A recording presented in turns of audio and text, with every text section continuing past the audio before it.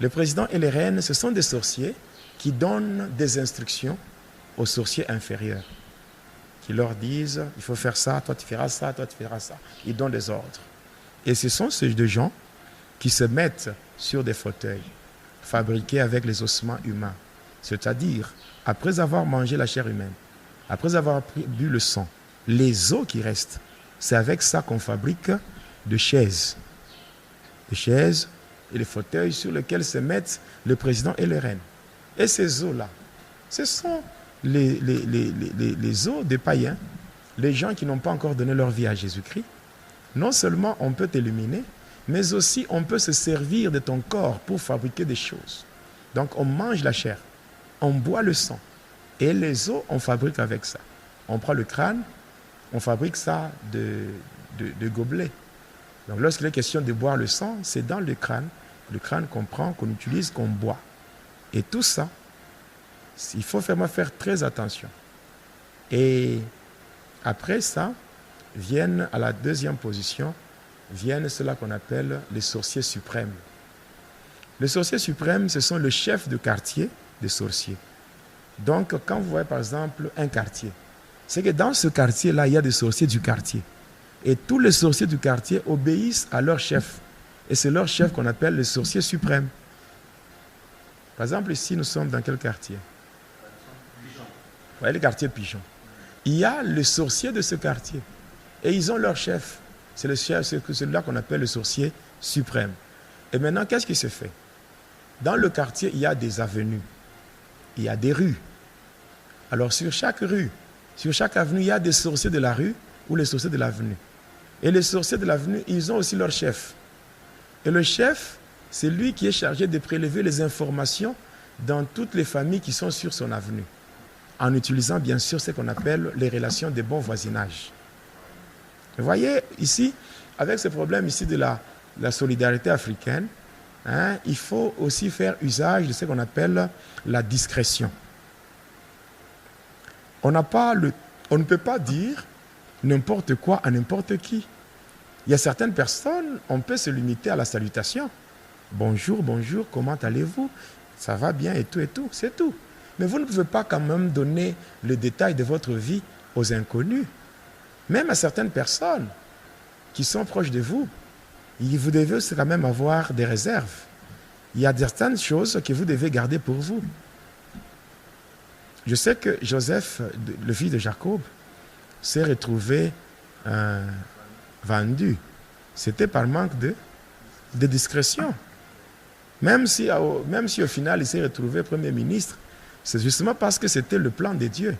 Dieu avait montré ce qu'il devait être dans les jours à venir. Mais tout le monde n'est pas Joseph. Tout le monde n'est pas Joseph. Alors on peut se retrouver en train de parler sans connaître l'état d'âme de la personne avec qui on parle. Maintenant, le chef d'avenue, lui, part de maison en maison. Et il part là-bas, il arrive, il ne va pas vous dire que je suis sorcier parce que la sorcellerie, la magie, le satanisme, ce ne sont pas des choses qui se lisent sur le visage. Alors, ce ne sont pas des choses qui se lisent sur le visage. Quelqu'un peut arriver, commence à causer avec vous, et vous aussi, passant par les relations de bon voisinage, vous commencez maintenant à parler de vos projets. Non, on va prendre l'enfant en mariage, je vais voyager, j'ai des affaires que je dois exécuter tel endroit, oh ceci, mon enfant tel, cette année, il va présenter ses examens d'État. Quand vous parlez, vous êtes en train de causer, mais vous ne savez pas que la personne avec qui vous êtes en train de parler, cette personne est en train d'enregistrer tout. Et maintenant, la nuit, le chef d'avenue, et non le chef de quartier, qu'on appelle le sorcier suprême, va se placer au croisement des avenues. Et quand il se place là, qu'est-ce qu'il va faire? Tous les chefs d'avenue vont se mettre en file. Et chacun passe pour donner le rapport de ce qu'il a prélevé comme information dans telle famille, dans telle famille. Il va arriver, non, sur mon avenue, sur ma rue, dans telle famille, il y a ça. Telle famille, il y a ça. Et le chef, le chef de quartier, le sorcier suprême, lui, il enregistre tout. Et il prend cela. Si un chef d'avenue termine, un autre passe. Quand tous vont terminer avec leur rapport, c'est là que lui maintenant va s'envoler. Il s'envole pour aller où? Il s'envole pour aller dans le département, dans le désert de Kalahari. Et quand il arrive là-bas, il y a des prisons. On appelle ça les prisons spirituelles. Et quand il arrive, il prend tout ce qu'il a prélevé. On dépose là-bas.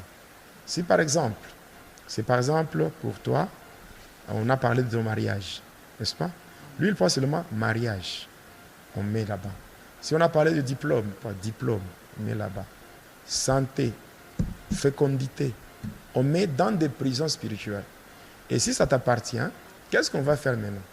À partir de là, on va chercher un sorcier de ta propre famille. Un sorcier de ta propre famille, c'est un sorcier ou une sorcière. Et on va appeler ce sorcier et on va lui demander de s'asseoir sur ce qu'on a bloqué dans ta vie. Et il va s'asseoir comme un geôlier. Il est là bien assis. Hein? C'est pour cela, dans le combat spirituel, il faut se poser la question de savoir qui est assis sur toi. Qui est l'homme fort de ta vie? Qui est la femme forte? Qui est l'enfant fort? Parce qu'il est dit ceci. Aucun homme, dans Marc 3, 27, aucun homme ne peut pénétrer dans la maison d'un homme fort et commencer à piller ses biens sans avoir lié cet homme auparavant. Il y a des gens qui font des prières. Tant que celui qui est assis sur ce que tu cherches n'est pas encore délogé, on ne l'a pas encore enlevé de là. Mais tu vas chercher comme tu veux. Et là, il est là, bien assis. Il peut même passer chez toi pour te saluer, voir comment ta vie évolue. Et il part dans les ténèbres, il va se moquer de toi, donner un témoignage de ta souffrance. Mais c'est comme ça que beaucoup de gens souffrent, non? Parce qu'ils ne savent pas, ceux qui sont assis sur ce qu'ils cherchent. Mais si tu donnes ta vie à Jésus-Christ, tu le cherches, il va te révéler et il va mettre à tes pieds même tes ennemis qui étaient assis sur ta vie. Il a dit, assis-toi à ma droite jusqu'à ce que je fasse de tes ennemis ton marchepied. Dieu est capable de le faire. Il est capable de le faire.